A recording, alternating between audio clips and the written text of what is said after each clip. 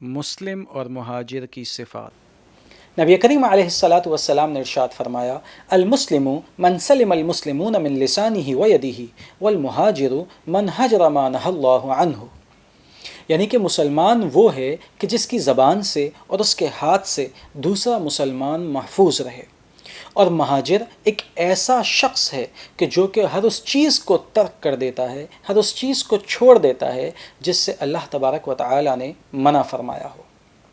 یہ حدیث مقدسہ اتنی جامع حدیث ہے کہ نبی کریم علیہ الصلاۃ والسلام نے اس میں حق العبد کو اور حق اللہ کو ایک ساتھ چند مختصر الفاظ میں جمع فرما دیا ہے۔